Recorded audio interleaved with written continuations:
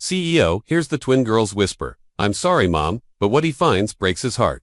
The 52nd floor of the Hartwell Industries building stood silent on Christmas Eve, its glass windows reflecting the twinkling lights of Manhattan below. Marcus Hartwell, 45 and recently widowed, hunched over his mahogany desk, surrounded by quarterly reports that demanded his attention.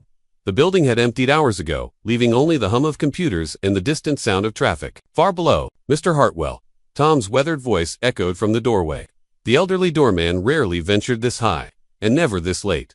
Marcus looked up, his tired eyes adjusting to see Tom standing nervously with an elderly Chinese woman and two small girls clutching each other's hands. The children couldn't have been older than 6, their dark eyes wide with uncertainty. "Tom, what's going on?" Marcus set down his pen, immediately sensing something serious in the doorman's expression. The elderly woman stepped forward, her English heavily accented but determined. "You are Mr. Marcus Hartwell." "Yes, I am Mrs. Leo. These girls," she gestured gently toward the children, "they are Sophia and Isabella Chin. Their mama, Elena. She always talk about you. Say you are a good man with kind heart." Marcus frowned, searching his memory. "Elena Chin, I'm sorry, but I don't recall." "Please, sir," Mrs. Liu interrupted, her voice trembling. "Tomorrow is Christmas, but day after, on December 20th, social services come. They take girls to different places, different homes." Her voice broke slightly. "Sophia and Isabella, they ask to meet you first, before they go away forever." The two girls stepped closer, identical in their solemnity. One of them, slightly bolder than her sister, spoke in a clear, small voice. "Our mama said you were like an angel. She said you saved Bella's leg when we were 3 years old." Marcus felt something stir in his chest, a memory trying to surface. 3 years ago, a letter. A desperate mother. "We brought something to show you," the quieter twin whispered, producing a small shoebox from behind her back. "Mama kept everything. She said, someday we might need to remember kindness exists." As Marcus looked into those 4 trusting eyes, something shifted in his carefully ordered world. The reports on his desk suddenly seemed less important than the 2 small lives standing before him, carrying a shoebox full of memories he couldn't quite place. But deep in his heart, a door he'd locked after his wife's death began to crack open. Marcus gestured for them to sit in the leather chairs facing his desk, his corporate instincts warring with an unexpected surge of protectiveness. Mrs. Liu helped the girls settle while Tom quietly excused himself, sensing the gravity of the moment. "Show me what's in the box," Marcus said gently, his voice softer than it had been in months. Sophia, the bolder twin, carefully lifted the lid. Inside lay a collection of letters, photographs, and what appeared to be medical receipts. Isabella, moving with deliberate care, pulled out a letter written on hospital stationery. "This one," Isabella whispered, holding up an envelope addressed in desperate handwriting. "Mama wrote this when I was in the hospital." As Marcus unfolded the letter, the memory crashed over him like a wave. 3 years ago, Lena Chen, a single mother whose daughter had been severely injured in a car accident. The letter had arrived at his office, forwarded through several departments. A mother's plea for help when insurance wouldn't cover her daughter's specialized orthopedic surgery. "My God," Marcus breathed, remembering how her words had moved him. "The surgery, your leg, Isabella. You needed titanium pins. Mama said you were our guardian angel," Sophia recited, her small voice carrying the weight of repeated bedtime stories. "She said when Bella was crying every night because her leg hurt so bad, you made the doctors fix it. $5,000, just like that." Marcus's throat tightened. He remembered writing that check, sending it anonymously through his secretary. He'd received 2 thank-you letters. Afterward, Ilana's gratitude so profound it had embarrassed him. A wealthy man's pocket change had meant everything to a struggling mother. "We had chocolate cake the day I could walk without crying," Isabella added, her eyes bright with the memory. Asterisk, "Mama said it was celebration cake because the angel heard our prayers." Mrs. Liu wiped her eyes with a tissue. "Elena never forget. Every week, she'll say, 'Mr. Marcus, save my baby girl.' She'll teach them your name like prayer." Marcus stared at the faded hospital bracelet still in the box, Isabella's tiny wrist measurement from 3 years ago. These weren't strangers seeking charity, they were the conclusion to a story he'd started without realizing it. The CEO who prided himself on strategic thinking, found himself completely unprepared for the weight of being someone's miracle. Mrs. Liu's weathered hands trembled as she reached for another document from the shoebox. "Elena, she died 2 months ago," she said, her voice barely above a whisper. "Car accident, coming home from night job." Marcus felt the air leave his lungs. "She's gone. Mama worked at the cleaning company during day," Sophia explained with heartbreaking matter-of-factness. "Then she answered phones at night for the telemarketing place. She was driving home really late when it happened." Isabella moved closer. To her sister, "The policeman said she fell asleep. The car hit a tree." Mrs. Liu nodded sadly. "Elena worked so hard, always tired. but she never complained. Always say, my girls need good future. I live next door. I help when I can. After accident, I take Sophia and Isabella to my apartment. Marcus studied the elderly woman's gnarled fingers, now understanding the careful way she'd helped the children. Into their chairs, you've been caring for them alone. I try my best, but, Mrs. Lou flexed her hands painfully. 75 years old, arthritis, very bad. Some days I cannot open medicine bottles, cannot lift heavy things. Social services. They say, I am too old for permanent guardianship. What exactly did social services tell you? Marcus asked, his business instincts engaging. They find places for girls, but not together. Mrs. Lou's voice cracked. No facilities have space for two sisters. Sophia go to one home, Isabella too. Different place, maybe 2 hours apart by car. The twins exchanged a look that spoke of conversations they'd overheard, plans being made around them rather than for them. Grandma Lou tried to keep us, Isabella whispered, using the honorary title Elena had taught them. But her hands hurt so much when she tries to open our juice boxes. It's not her fault. We heard her crying on the phone with the social worker. Lady Sophia added, she begged them to let us stay together somewhere.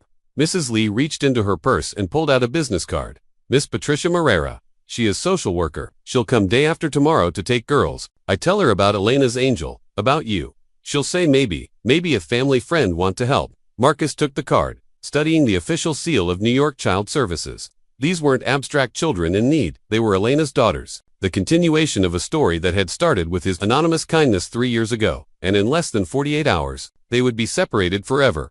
Marcus stared at the business card, his mind racing through possibilities he'd never considered. Mrs. Lou, what exactly did Miss Moreira say about a family friend helping? She'll say if someone Elena trusts take girls temporary, maybe they have time to find better solution. Someone keeps sisters together while they look for proper family. Mrs. Lou's eyes held desperate hope. I tell her about you, about how you helped before. She'll say she need to check, but maybe 30 days possible. Marcus looked at Sophia and Isabella, sitting so close, their shoulders touched, their small hands intertwined. In his sterile, perfectly organized world, children had never been part of the equation. His marriage to Catherine had been focused on careers, travel, building their empire. They'd always said someday about familia, someday that never came before cancer took her. Mr. Marcus, Sophia's voice was barely audible. We don't want to be in different places. Isabella has nightmares sometimes, and I'm the only one who knows how to wake her up the right way. And Sophia gets scared when it thunders. Isabella added, I have to count with her until it stops. The simplicity of their need to remain together struck Marcus as both heartbreaking and profound. In a life built on complex business deals and strategic maneuvering, here was something beautifully uncomplicated. Two children who needed each other. Marcus reached for his phone. Mrs. Lou, may I call Miss Moreira now? 20 minutes later, Marcus hung up from a conversation that had shifted his world's axis. Patricia Moreira, cautious but professional, had agreed to a temporary 30-day custody arrangement, pending proper evaluations and paperwork. She's coming by tomorrow morning to meet with all of us, Marcus explained. If everything checks out, you girls can stay here while we figure out the best long-term solution. Mrs. Lou's relief was palpable. You sure? His big responsibility. Mr. Marcus Mox looked around his penthouse office, then, at the two small faces, watching him with guarded hope. My apartment is in this building. Top floor. It has plenty of space, and I think Elena would want her daughters to be together for Christmas. That evening, as Marcus showed Sophia and Isabella to the guest rooms he'd hastily prepared, Isabella tugged on his sleeve. Mama used to sing us to sleep. Do you know any songs? Marcus's throat tightened. I'm afraid I'm not much of a singer, sweetheart. That's okay, Sophia said softly. Mama wasn't either, but she tried anyway. As Marcus awkwardly hummed half-remembered lullabies, he realized he wasn't just offering shelter to two orphan children, he was stepping into a story Elena had begun, becoming the guardian angel she'd always told them he was. The week between Christmas and New Year's became Marcus's crash course in parenthood. He canceled his planned ski trip to Aspen and found himself learning the intricate choreography of caring for two 6-year-old girls. Isabella needs her medicine after breakfast, not before. Sophia instructed with the seriousness of a seasoned nurse, and it has to be with orange juice, never apple juice, or her tummy hurts. Marcus scribbled notes on his tablet, the same device he used for billion-dollar negotiations, now documenting which twin preferred crusts cut off her sandwiches. Mama made the best mac and cheese, Isabella said wistfully as Marcus struggled with a box of store-bought pasta. She used 3 different cheeses and put breadcrumbs on top. Can you teach me? Marcus asked, surprising himself with how much he wanted to get it right. The girls exchanged glances, the same look they'd shared countless times when adults promised things they couldn't deliver. But something in Marcus's earnest expression made Sophia nod. First, you boil the noodles until they're soft but not mushy, she began, climbing onto a kitchen stool. Mama said the secret was patience. As the days passed, Marcus discovered fragments of Elena's life through her daughter's stories. How she'd worked double shifts, but never missed reading them bedtime stories. How she'd taught them to fold laundry by making it a game. How she'd saved every penny in a coffee can labeled college fund hidden behind the cereal boxes. Mama said, education was the most important thing, Isabella explained, showing Marcus a photo of Elena at her own high school graduation. She didn't get to go to college because Grandma and Grandpa needed her to work, but she said we were going to be doctors or lawyers or anything we wanted. Marcus studied the photograph Elena Chen at 18, wearing a cap and gown, her smile radiant with possibility. She looked remarkably like her daughters would in 12 years. She drew pictures with us every night after work, Sophia continued, pulling out a stack of crayon drawings from the shoebox. Even when she was really tired, she said imagination was free, so we should use lots of it. Marcus found himself genuinely laughing for the first time in months as the girls demonstrated Elena's silly voices for different storybook characters. Their joy was infectious, their resilience remarkable. Mr. Marcus, Isabella said on New Year's Eve as they watched fireworks from his penthouse window, "Do you think Mama can see us right now?" Marcus pulled both girls closer as explosions of light painted the sky. "I think she sees everything, sweetheart, and I think she's proud of how brave you both are." In 7 days, these two small strangers had taught him more about living than he'd learned in years of existing. Patricia Moreira arrived promptly at 9 a.m. on January 2nd, her clipboard thick with forms and her expression professionally cautious. Marcus had spent the morning coaching himself on how to appear responsible, rather than impulsive, a wealthy businessman who'd made a thoughtful decision, not an emotional one. "Mr. Hartwell," Patricia said, settling into his living room while Sophia and Isabella hovered nearby. "I've reviewed the temporary arrangement with my supervisor. The girls seem well cared for, but we need to discuss permanent solutions." Marcus poured coffee, his hand steadier than his nerves. "What are the options?" "I've located an opening at St. Teresa's home, about 2 hours upstate. It's a Catholic facility with an excellent reputation, and they can take both girls together." Patricia consulted her notes. "They have space available next week." "No." Sophia's voice was sharp with panic. "We want to stay with Mr. Marcus."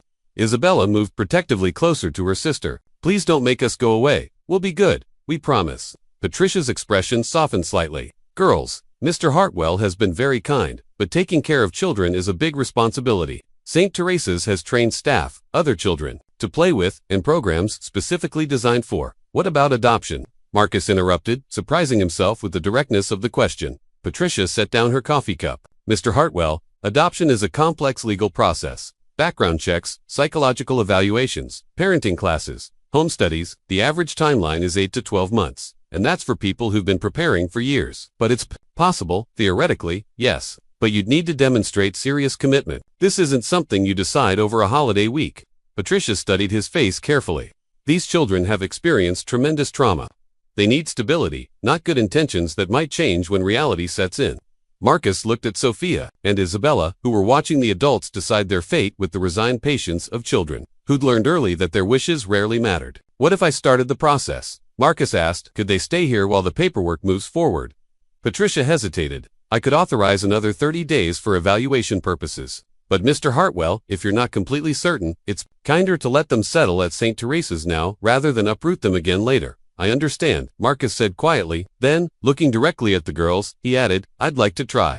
If you want to stay, I'd like to learn how to be the father you deserve." Sophia launched herself into his arms before he'd finished speaking. Isabella followed more tentatively, but when her small arms wrapped around his neck, Marcus felt something fundamental shift in his carefully constructed world. 30 more days, Patricia said, making notes. "But Mr. Hartwell, this is serious business. These aren't pets you can return if they become inconvenient." The next morning, Marcus sat across from Diana Reeves, one of Manhattan's most respected family law attorneys. Her corner office overlooked Central Park, and her reputation for navigating complex adoptions was legendary. "Single male adoption of twin girls with no prior parenting experience," Diana summarized, tapping her pen against a legal pad. "It's not impossible, but you'll face scrutiny every step of the way." Marcus leaned forward. "What exactly does the process involve?" "Extensive background checks going back 15 years. Financial audits. Psychological evaluations for you and the children. Mandatory parenting, classes 12 weeks minimum. Monthly home visits by social workers. Medical examinations.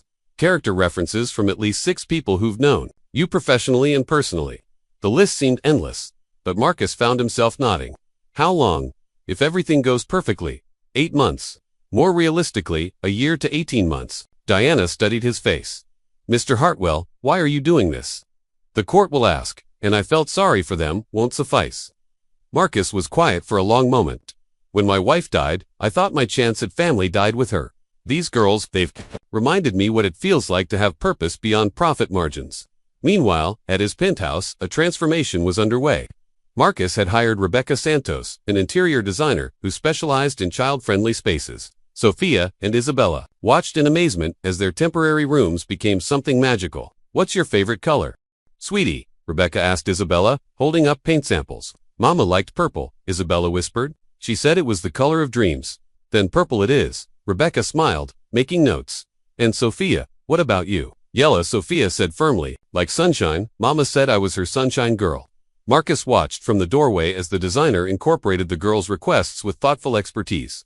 Twin beds with matching purple and yellow comforters, bookshelves at child height, a desk where they could do homework together, art supplies arranged in colorful containers. Mr. Marcus, Isabella tugged his sleeve. Are we really going to live here? Like really truly? I'm going to try my very best to make that happen, he promised, crouching to her level. But it might take some time, and there will be lots of people who need to make sure I can take good care of you.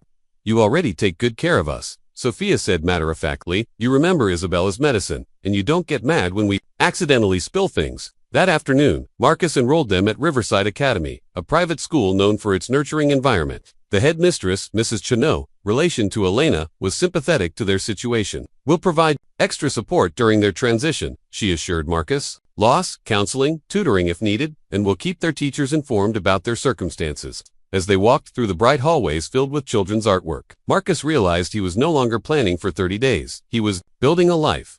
3 weeks into February, Marcus found himself in the sterile waiting room of Dr. Elena Rodriguez's child psychology practice. The irony of the psychologist sharing Elena Chun's first name wasn't lost on him as he waited for the girl's first official evaluation. Mr. Hartwell. Dr. Rodriguez emerged from her office, a warm woman in her 50s with kind eyes behind wire-rimmed glasses. The girls are remarkable. Would you like to hear my preliminary assessment? Marcus nodded, his palms surprisingly damp. Everything hinged on these professional opinions. Sophia and Isabella show exceptional resilience.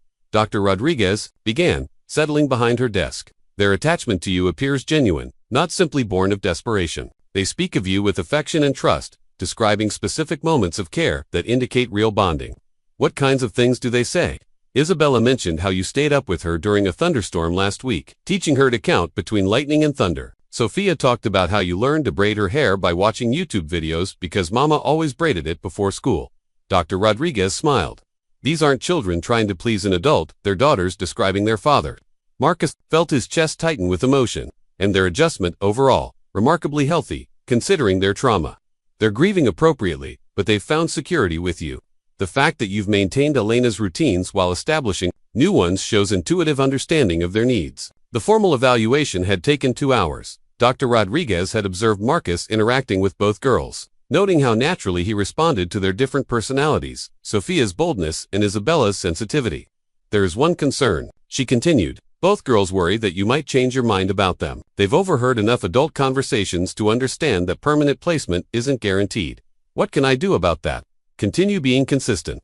Children read actions more than words. The fact that you've enrolled them in school, established medical care, and created stable routines speaks louder than any promises. That evening, as Marcus helped with homework at the kitchen table, Isabella looked up from her math worksheet. Dr. Rodriguez asked if we were happy here.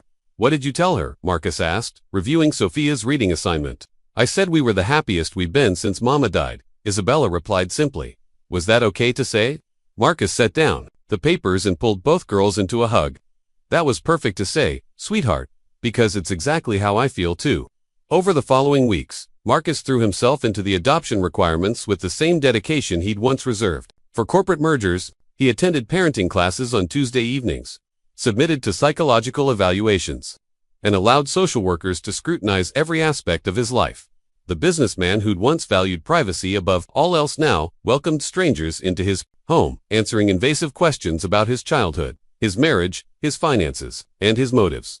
All for 2 little girls who called him Daddy Marcus when they thought he wasn't listening. Jennifer Walsh arrived for her scheduled home visit, with the demeanor of someone who'd seen too many good intentions crumble under the reality of child-rearing. As the senior caseworker assigned to Marcus's file, she had the power to recommend or deny his adoption petition. "Mr. Hartwell," she said, settling into his living room with a thick folder, "I'll be frank, your case raises red flags. Wealthy, executive, no parenting experience, sudden decision to adopt twins. My job is to protect these children, not fulfill anyone's fantasy of instant family." Marcus maintained his composure, though her words stung. "I understand your concerns. What can I do to address them? Prove this isn't a whim." Jennifer's eyes were sharp, assessing. "Show me this isn't about guilt, or grief over your wife, or some midlife crisis disguised as charity." The interrogation was thorough and occasionally brutal.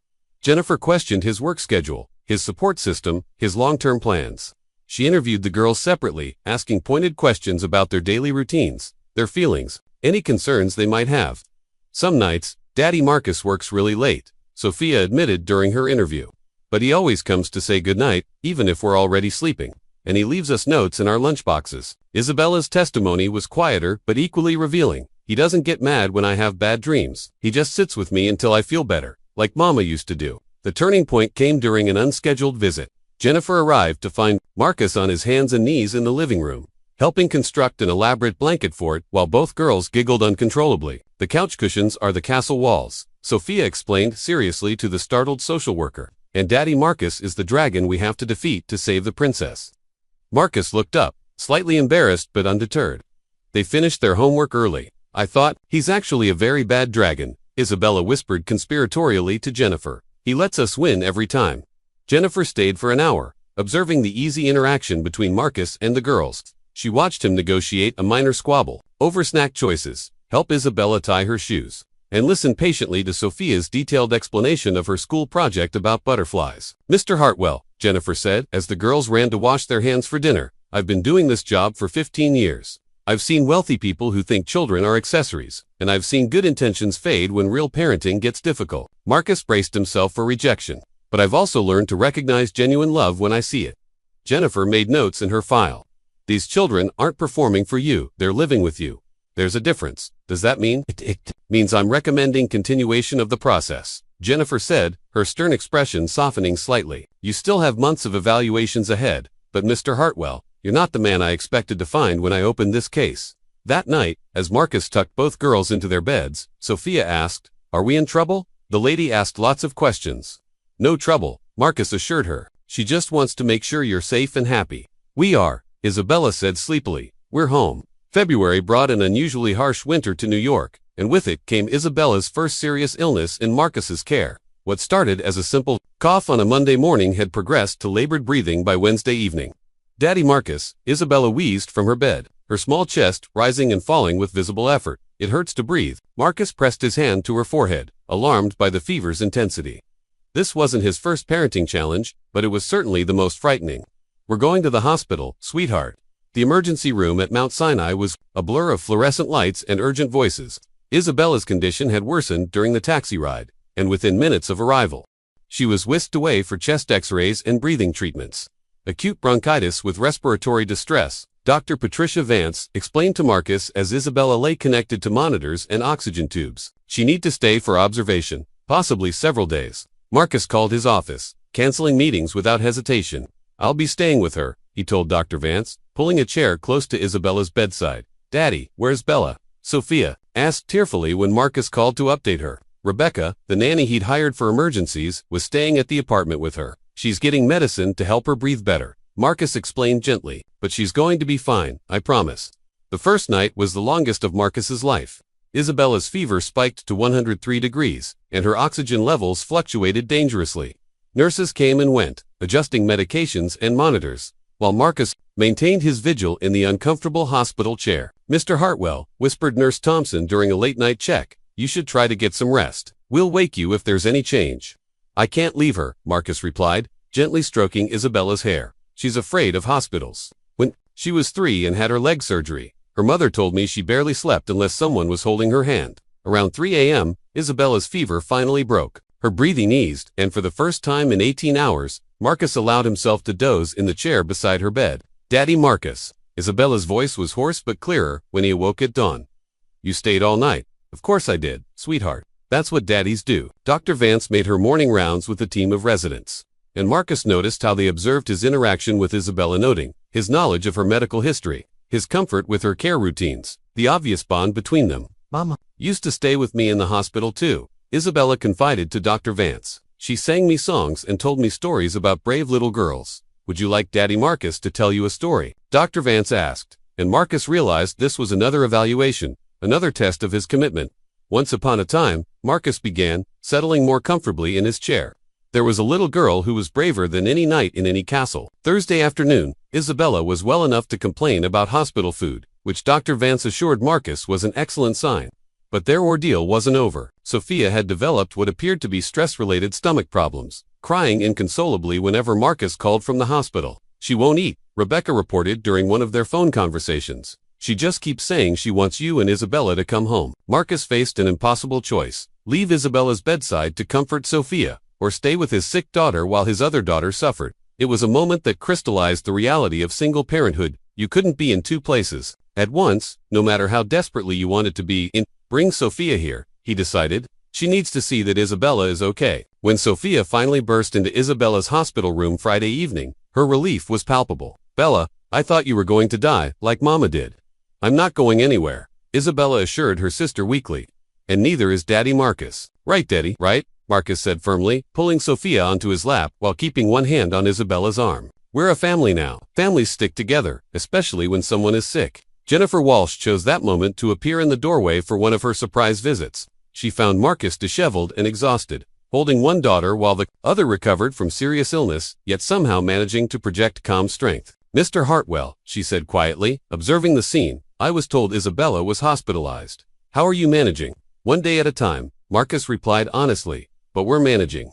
Jennifer stayed for 20 minutes, watching Marcus handle Isabella's medication schedule, comfort Sophia's lingering anxiety, and coordinate with nurses about discharge plans. She noted how naturally he'd assumed the role of primary caregiver, how both girls turned to him for reassurance. I've never seen a parent handle a medical crisis with such competence, Jennifer later wrote in her report. Mr. Hartwell demonstrated the kind of instinctive protectiveness and dedication that cannot be taught or faked. That night, as Isabella slept peacefully for the first time in days, Marcus realized he'd passed some invisible threshold. These weren't Elena's children he was caring for, they were his daughters, and he would move heaven and earth to protect them. By late spring, Marcus had been navigating the adoption process for 6 months. His life had transformed so completely that his former self seemed like a stranger. The man who once worked 14-hour days now left the office promptly at 5 to attend school plays, parent-teacher conferences, and soccer practices. The change in you is remarkable, commented his business partner, David Chun, who'd become an unexpected source of wisdom about balancing fatherhood and career. Remember when you used to schedule bathroom breaks? Marcus laughed, reviewing quarterly reports while simultaneously helping Sophia with her science project about butterflies. Now I schedule my life around bedtime stories and Saturday morning pancakes, and I've never been more productive. The truth was undeniable. Having a clear purpose beyond profit had sharpened his focus at work. Every decision was now filtered through a simple question: how does this serve my family's future? Dr. Rodriguez had completed her final evaluation the previous week, and her report was overwhelmingly positive. The psychological assessment shows remarkable adaptation on all sides, she'd explained to Marcus. Both children demonstrate secure attachment patterns, age-appropriate emotional development, and excellent academic progress. What about their grief process? Marcus had asked, concerned about Isabella's occasional nightmares about Elena, healthy and progressing normally. They talk about their mother with love, not desperate clinging. They've integrated her memory into their new life rather than being trapped by it. Dr. Rodriguez had smiled. That kind of emotional intelligence doesn't happen by accident. You've given them space to grieve while building new security. The school reports were equally encouraging. Both girls had excelled academically, with Sophia showing particular talent in creative writing and Isabella developing unexpected leadership skills in group projects. Sophia wrote a story about a butterfly that lost its mother, but found a whole garden of flowers to care for it. Her teacher, Mrs. Williams, had shared during the spring conference. When I asked her about it, she said, sometimes sad things help us find happy things we didn't know we needed. Isabella's transformation was equally striking. The shy, anxious child who'd arrived at Christmas had become a confident second grader, who helped other students with their reading and organized playground games with natural authority. She has your leadership instincts, Jennifer Walsh observed during one of her final visits. She'd become almost friendly over the months. witnessing Marcus's evolution from skeptical businessman to devoted father. Actually, I think I learned those from watching her take care of Sophia, Marcus replied, observing Isabella patiently teaching her sister to braid friendship bracelets. These girls have taught me more about strength and resilience than any corporate training ever did. The financial evaluation had been straightforward. Marcus's resources were more than adequate. The psychological assessments had concluded that he possessed the emotional maturity and stability necessary for successful adoption. Even the home study reports praised the warm, child-centered environment he'd created. But the most powerful testimony came from unexpected sources. Mrs. Liu, despite her limited English, had somehow managed to write a letter to the court describing how Alina would have felt about her daughter's placement. Alina always say Mr. Marcus have good heart, she'd dictated to a translator. She would be happy her babies find safe home with man who already saved them once. Tom, the building doorman, had provided a character reference that moved even hardened social workers. I've worked here 15 years. Seen Mr. Hartwell grow from young man, focused only on business, to someone who lights up when his daughters run to hug him. These children didn't just find a father, they saved a man who'd forgotten how to truly live. The parenting classes had been completed with flying colors. Marcus had approached them with the same dedication he brought to everything else, forming study groups with other prospective parents and creating detailed notes about child development, discipline strategies, and emotional support techniques. You're the most prepared single parent I've ever worked with, admitted Barbara Martinez, the parenting instructor. Most people just want to get through the requirements. You actually absorbed everything and applied it immediately. In early June, Jennifer Walsh scheduled her final visit. She arrived to find Marcus helping both girls plant a memorial garden for Alina on the penthouse terrace, purple pansies for Isabella, yellow marigolds for Sophia. We talk to Mama here every morning, Sophia explained to Jennifer, carefully watering her section. We tell her about school and friends and funny things Daddy Marcus does.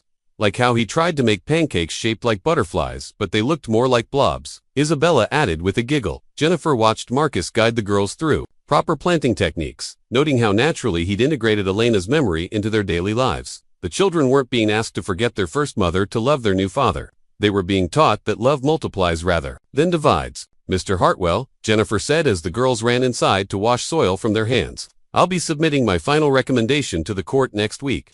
Marcus tensed, despite months of positive feedback. And, in 15 years of social work, I've never seen a more successful placement. These children aren't just surviving in your care, they're thriving. And you're not just providing for them, you're growing alongside them. Jennifer smiled genuinely for the first time since they'd met. I'll be recommending immediate approval for final adoption. That evening, as Marcus read bedtime stories to daughters who were no longer temporary residents but permanent family members, he marveled at how completely his world had been redefined by two small girls carrying a shoebox of memories and an abundance of hope. The morning of July 15th dawned clear and bright, as if the universe itself was blessing the day Marcus had been anticipating for 8 months. He stood before his bathroom mirror, adjusting his tie for the third time, his hands betraying the nervousness he was trying to hide. Daddy Marcus, you look very handsome, Isabella announced from the doorway, wearing the purple dress they'd picked out specifically for court. Are you nervous? A little, Marcus admitted, crouching to straighten her collar. Are you? Sophia threw up twice, Isabella reported matter-of-factly, but she said it was excitement vomit, not scared vomit. Marcus found Sophia in her room, pale but determined in her yellow dress that reminded him so much of Elena's description of her sunshine girl. What if the judge says no? Sophia whispered, voicing the fear that had haunted all three of them for weeks. Marcus pulled both girls close. Then we'll figure out another way. But Sophia, sweetheart, look around this room. Look at all the memories we've made, all the love we've shared. No judge can take that away from us. We're already a family in every way that matters. The courthouse was an imposing granite building that made even Marcus feel small. Diana Reeves met them at the entrance, her confidence reassuring. Judge Maria Santos is fair but thorough. Diana briefed them as they walked through security. She wants to hear from both girls, so remember what we practiced. Just tell the truth about how you feel. The family court waiting room was filled with other families in various stages of legal proceedings. Marcus noticed how Sophia and Isabella instinctively moved closer to him, their small hands finding his as they navigated the unfamiliar environment. The Hartwell adoption case, called the bailiff at precisely 10 a.m. Judge Santos was a woman in her 60s, with kind eyes and silver hair, but her demeanor was appropriately serious for the weight of the decision before her. The courtroom felt vast and formal, with Marcus, Sophia, and Isabella seated at the petitioner's table, facing the bench. Mr. Hartwell, Judge Santos began, reviewing the thick file before her. This court has received extensive documentation regarding your petition to adopt Sophia and Isabella Chen. Before we proceed, I'd like to understand your motivation for this significant commitment. Marcus stood, his prepared speech suddenly feeling inadequate. Your Honor, 8 months ago, I thought I understood what family meant. I was wrong. These children didn't just need a home, they taught me what home actually is. They've shown me that love isn't something you fall into, it's something you choose every day. And I choose them, every single day, for the rest of my life. The psychological evaluations indicate both children have formed strong attachments to you. Dr. Rodriguez's report states, and I quote, Mr. Hartwell demonstrates natural parenting instincts and genuine emotional connection with both children. The family unit functions with remarkable harmony and mutual respect. Judge Santos looked directly at the girls. Sophia and Isabella, I'd like to hear from you. Do you understand what adoption means? Sophia stood up carefully, the way Marcus had taught her. Yes, Your Honor. It means Daddy Marcus would be our real daddy forever, not just temporary. It means we get to keep being sisters and living together, and nobody can separate us ever again. And how do you feel about Mr. Hartwell becoming your legal father? He already feels like our real daddy, Isabella said, standing beside her sister. He learned to braid our hair and make Mama's mac and cheese recipe. He stays with us when we're sick and helps with homework even when he's tired from work. Tell me about your mother, Alina, Judge Santos said gently. Sophia's voice grew stronger. Mama was the best mama in the world. She worked really hard and always made sure we had everything we needed. She used to tell us about Daddy Marcus, how he saved Bella's leg when we were little. Mama said he was our guardian angel. We think Mama sent him to take care of us, Isabella added, because she knew we'd need a daddy who could love us the same way she did. Judge Santos reviewed several documents silently before continuing. Mr. Hartwell, the financial assessment shows you're more than capable of providing for these children. The home study reports describe a stable, nurturing environment. Your work schedule has been modified to prioritize parenting responsibilities. Character references from colleagues, neighbors, and school personnel are uniformly positive. Marcus felt his heart pounding as she paused. However, what impresses this court most is the testimony from the children themselves, and the observations from social services over these 8 months. Jennifer Walsh's final report states that she has never witnessed a more natural transition from stranger to parent, or seen children adapt more successfully to placement. Judge Santos looked at Dr. Rodriguez, who was present as a witness. Doctor, in your professional opinion, is this adoption in the best interests of these children? Dr. Rodriguez stood, absolutely, Your Honor. The psychological assessments reveal healthy attachment patterns, age-appropriate emotional development, and excellent adaptation. Both children demonstrate secure relationships with Mr. Hartwell and have successfully integrated their grief for their mother with their new family structure. The school reports indicate both children are excelling academically and socially. Judge Santos continued. Their teachers describe them as confident, well-adjusted students who speak positively about their home life. She reviewed several more documents before setting them aside. Mr. Hartwell, adoption is a permanent legal relationship. These children would become your daughters in every legal sense, with all the rights and responsibilities that entails. You would be legally and financially responsible for their welfare until they reach adulthood, and morally responsible for their well-being for the rest of your life. I understand completely, Your Honor. It's a responsibility I embrace wholeheartedly. Judge Santos smiled for the first time during the hearing. In my 23 years on the family court bench, I have rarely seen a case where the evidence so clearly supports the petition before me. The transformation documented hereof, a successful businessman into a devoted father of 2 traumatized children into thriving daughters, represents the very best outcome our system can achieve. She lifted her gavel. Therefore, it is the order of this court that the petition for adoption is granted. Marcus Hartwell, you are hereby declared the legal father of Sophia Chen Hartwell and Isabella Chen Hartwell, with all rights, privileges, and responsibilities thereof. The gavel came down with a definitive bang that echoed through the courtroom. Sophia and Isabella launched themselves into Marcus's arms before he could fully process what had happened. We're really your daughters now, Sophia asked through happy tears. Forever and always, Marcus whispered, holding them both as tightly as he dared. My beautiful, brave, amazing daughters. Judge Santos stepped down from the bench to congratulate them personally, an unusual gesture that spoke to how moved she'd been by their case. Mr. Hartwell, these girls are very lucky. But I suspect you're the lucky one. The luckiest man alive, Your Honor. As they left the courthouse, new birth certificates in hand officially listing Marcus as their father, Isabella tugged on his sleeve. Daddy, can we go tell Mama? Absolutely, sweetheart, let's go tell her everything. 6 months after the adoption was finalized, Marcus stood in the boardroom of Hartwell Industries presenting the most important initiative of his career. The mahogany table was surrounded by his executive team, but today's presentation wasn't about quarterly profits or market expansion, it was about purpose. The Alina Chen Family Support Program, Marcus announced, advancing to the first slide of his presentation. We'll provide comprehensive assistance to single parents facing financial hardship.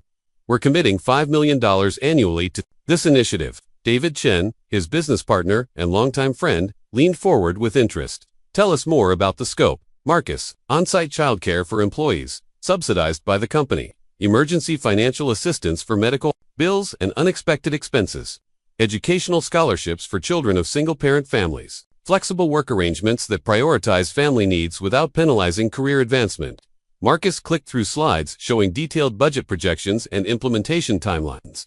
This is a significant investment, noted Sarah Wilson, the CFO. What's the expected ROI? Marcus smiled, thinking of two little girls currently at school, writing thank you letters to Judge Santos as part of their civics project. The return isn't measured in dollars, Sarah, it's measured in families staying together, children getting the support they need to thrive, and parents having the resources to be present for their kids. The program launched quietly at first, but word spread quickly through the company. Maria Gonzalez, a single mother in accounting, was the first recipient when her son needed emergency surgery. The company's new policy covered her time off and medical expenses without question. Mr. Hartwell, she said tearfully during a chance encounter in the elevator, I don't know how to thank you. Without this program, I would have had to choose between my job and caring for my son. Just take care of your family, Maria. That's all the thanks I need. But Marcus's commitment to honoring Elena's memory extended beyond corporate policy. Every Saturday morning, he and the girls visited Elena's grave at Woodlawn Cemetery, bringing fresh flowers and sharing the week's accomplishments. Mama, I got an A on my book report about Charlotte's Web, Sophia announced during one visit, carefully arranging yellow marigolds around the headstone, and I helped 3 kids in my class learn to read better. Tell her about your science fair project, Bella, Marcus encouraged, watching Isabella place purple pansies with careful precision. I'm studying butterflies, just like you taught me, Mama. I want to be a doctor who helps kids, but Daddy says I could also be a scientist or a teacher or anything I want. Isabella's voice was confident, so different from the scared little girl who'd first entered his office. The cemetery visits weren't somber occasions, but celebrations of continuing life. Elena's presence felt real and comforting, as if she was listening to their stories and approving of their journey. Together, Mrs. Liu remained an integral part of their extended family.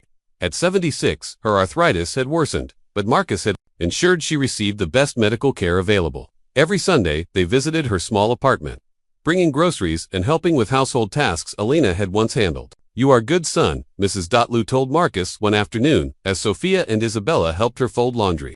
Elena would be so proud of the man you become. I learned everything from watching Elena's example through her daughters, Marcus replied, observing how naturally the girls cared for their elderly friend. She raised them to be compassionate, and they're teaching me the same lesson. The girls had developed their own charitable instincts. They'd convinced Marcus to start a toy drive at his company, collecting gifts for children in foster care. During the holiday season, they spent weekends at St. Teresa's Home, the facility where they might have been set treat-treating to younger children and organizing play activities. These kids just need someone to pay attention to them, Sophia explained to Marcus as she helped a 5-year-old boy build a tower with blocks. But we needed someone to pay attention to us, and now we can be the helpers, Isabella added, teaching a group of children how to braid friendship bracelets. Mama always said, helping others helps your own heart feel better. Marcus's transformation hadn't gone unnoticed in professional circles. Business journals wrote articles about the CEO who'd revolutionized work-life balance at his company while maintaining record profits. He'd been invited to speak at conferences about corporate social responsibility and family-friendly business practices. The traditional model of leadership sacrificing family for career success is fundamentally flawed.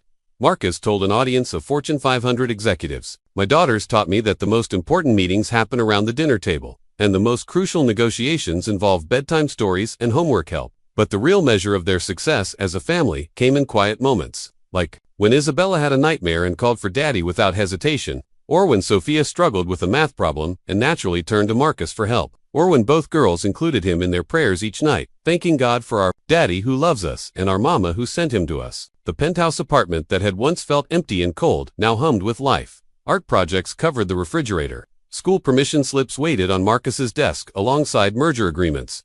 Legos appeared in unlikely places, and the sound of children's laughter echoed through rooms that had been silent for too long. Mr. Hartwell, Diana Reeves commented during a chance meeting at a charity gala. I've been a family attorney for 20 years, and I've never seen an adoption case with such a perfect outcome. Those girls saved you as much as you saved them. Marcus watched Sophia and Isabella across the ballroom, confidently talking to other adults about their school's butterfly garden project. They wore matching dresses, purple for Isabella, yellow for Sophia, but their personalities shone distinctly. Sophia, the natural leader and storyteller. Isabella, the gentle nurturer with hidden strength. Elena raised incredible daughters. Marcus replied, I just had the privilege of continuing her work. As the evening wound down, Isabella appeared. At Marcus's side, Daddy, can we go home now? I want to write in my journal about tonight. What are you going to write about? Sweetheart, about how lucky we are, she said simply. And how Mama would be happy to see us all dressed up and helping other families. Driving home through the city lights, Marcus reflected on how completely his definition of success had changed. Profit margins and market share still mattered, but they paled in comparison to bedtime hugs and parent-teacher conferences and Saturday morning pancakes. Shaped like butterflies, two little girls carrying a shoebox of memories had taught him that the most important legacies aren't built in boardrooms, they're built in living rooms, around dinner tables, and in the thousand small moments that transform strangers into family. 18 months after the adoption was finalized, Marcus found himself in the familiar position of transforming dreams into reality. But this time, the blueprints spread across his desk weren't for corporate expansion. They were architectural plans for the Elena Chen Memorial Children's Center, a comprehensive facility that would provide everything from emergency childcare to family counseling services. The main building will house the childcare facility, Marcus explained to the construction team, pointing to detailed drawings. But we're also including a medical clinic, tutoring center, and family resource library.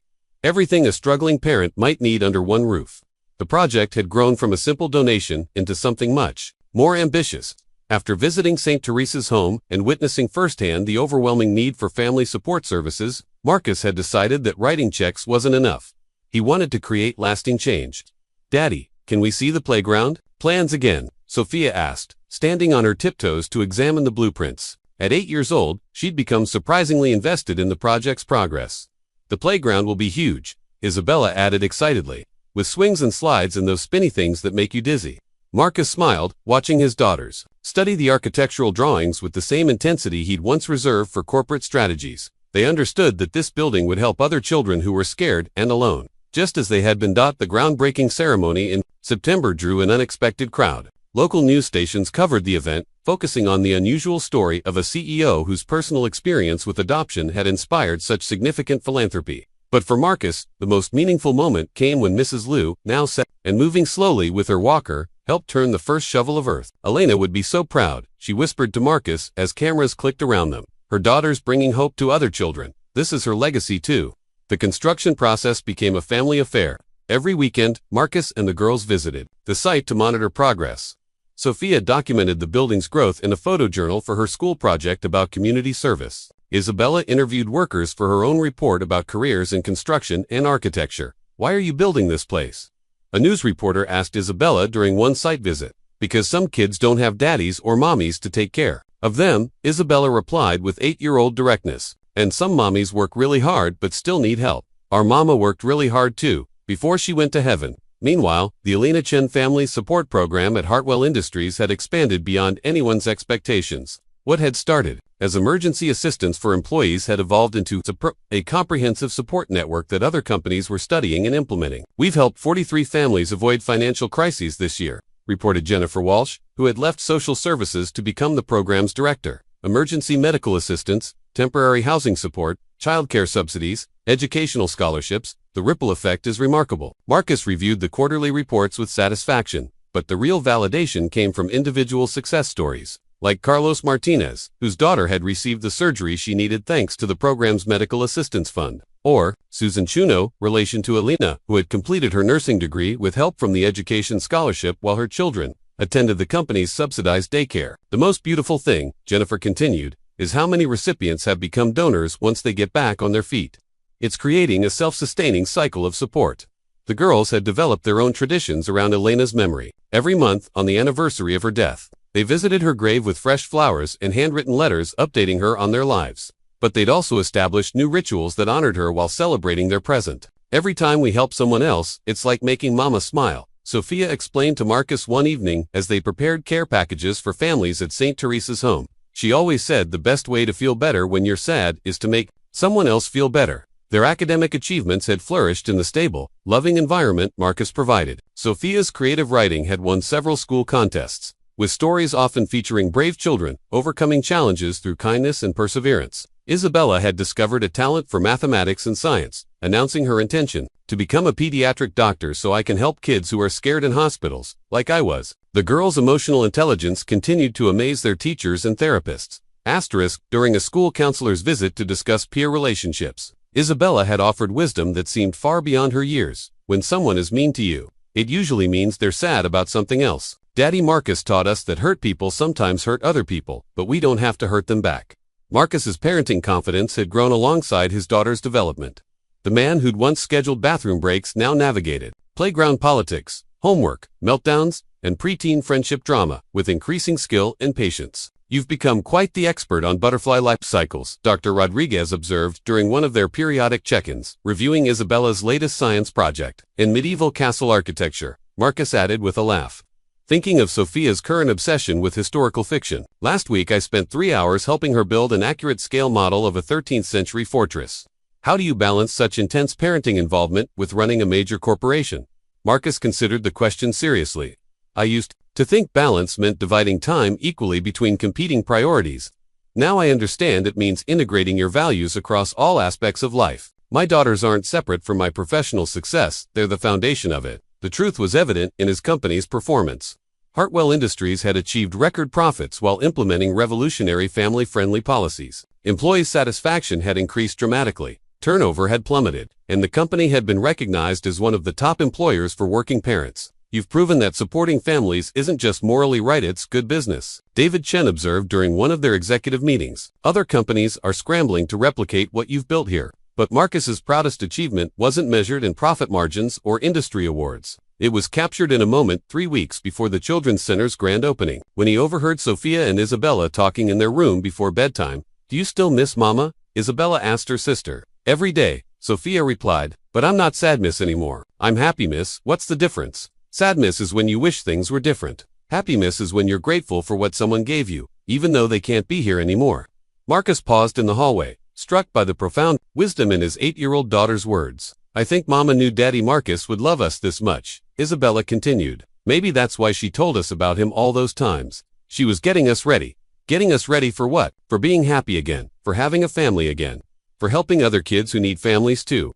That night, as Marcus tucked both girls into their beds, Isabella's room, decorated in various shades of purple, Sophia's a celebration of yellow, and sunshine, he marveled at how completely they'd transformed his understanding of purpose and success. Daddy, Sophia said sleepily, tomorrow can we add more flowers to Mama's garden on the terrace? Of course, sweetheart. What kind? The kind that attract butterflies, Isabella murmured from her bed, so she can watch them dance. Marcus kissed both girls goodnight, then stepped onto the terrace, where Elena's memorial garden had grown into a small butterfly sanctuary. In the distance, the lights of the city twinkled like stars, and somewhere, among them, the Elena Chen Memorial Children's Center was taking shape, a lasting tribute to a mother's love and a family's determination to honor her memory. By serving others, 3 years had passed since that Christmas Eve, when 2 little girls had walked into Marcus's office carrying a shoebox of memories and an unspoken prayer for hope. Now, on this snowy December evening, Marcus stood in the same living room where he'd once worked late into the night. But everything had changed.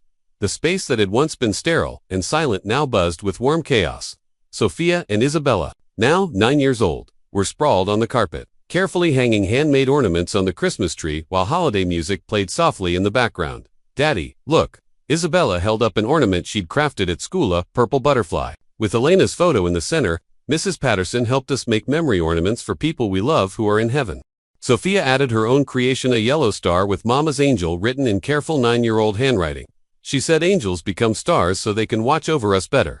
Marcus knelt beside them, helping to find the perfect spot for ornaments on the tree. 3 years of healing had taught them that grief and joy could coexist beautifully, that remembering Elena enhanced rather than diminished their happiness.